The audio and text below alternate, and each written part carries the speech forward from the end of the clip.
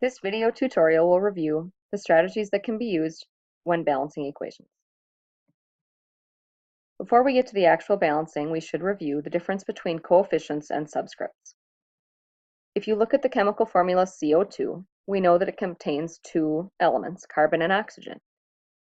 Looking at the subscripts, the little numbers written below, right here and here, the carbon doesn't have a number, and so we assume it is 1, and the oxygen has a 2, so we know that there are 2 oxygens.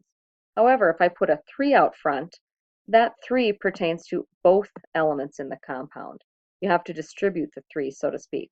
And so we would take that 1 carbon, multiply it by 3, and say there's 3 carbons, and this subscript 2 would then be multiplied by 3 to show that there are 6 oxygens. Sometimes parentheses are used and it's a little bit more complicated.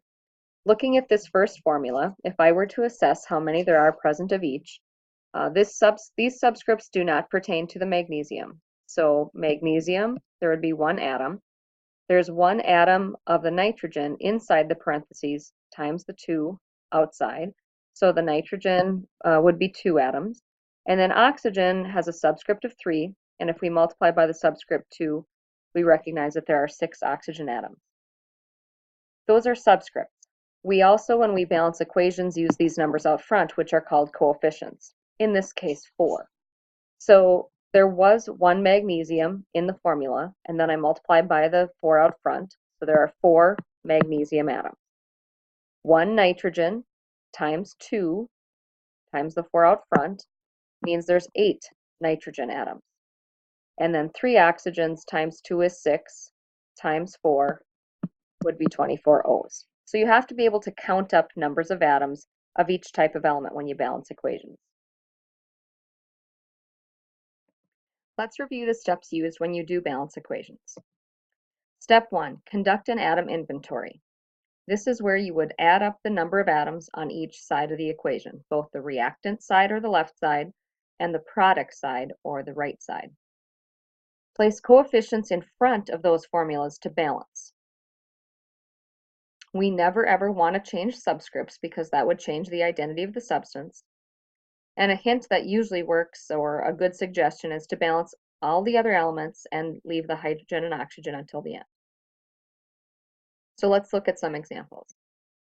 In this example, we have H2 plus I2 yields HI. Now, one of the ways to keep track of the number of atoms of each is to list the symbol for those elements below the yields arrow. And that atom inventory can be useful when you add up the number on each side. So for example, on the left-hand side, I see 2 H's because of the subscript and 2 I's. On the right-hand side, I see 1 hydrogen and 1 oxygen. So both elements are unbalanced at this point. Now some kids will come in and try to write subscripts, but remember that's not allowed when we balance equations. We can only balance equations by putting the numbers out front where these blanks are. And so since I have 2 on the left and 1 on the right, I could balance this equation by putting a 2 in front of HI. 2 times the H is 1, 2 times the I, 2 times the H means there's 2 H's, and 2 times 1 iodine means there's 2 iodines. So now we have 2 and 2 on both sides, and so the equation is balanced. Here's another example that's a little bit more complicated. We have iron Fe plus silver nitrate yields silver and iron 3 nitrate. So as we list the elements, I see 4 elements: iron, silver, nitrogen, and oxygen. On the left-hand side, 1 iron, 1 silver, 1 nitrogen, and 3 O's. On the right-hand side, 1 iron, 1 silver, 1 times 3 would be 3 nitrogens, and 3 times 3 would be 9 O's. So currently the iron and the silver are balanced, but the nitrogen and oxygen are not. So we see more on the right-hand side, which means I need to add coefficients to the left-hand side.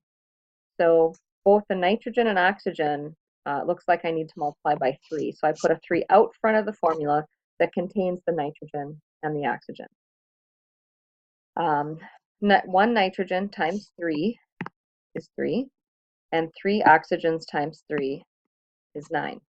So now nitrogens are balanced and oxygens are balanced, but by putting that 3 out front, I've also changed the silver to 3. The iron is still good, but I could fix this silver problem by going to the product side and putting a 3 in front of silver. So 1 iron on each side, 3 silver on each side, 3 nitrogens, and 9 oxygens. Sometimes combustion reactions can be a little bit tricky, especially when it comes to the oxygens and balancing those. So here we have an example where we're burning C4H10 being combined with oxygen, and it produces CO2 and water. So in this reaction, there are 3 elements: carbon, hydrogen, and oxygen. On the left-hand side, there are 4. Hydrogens is 10, and oxygens is 2.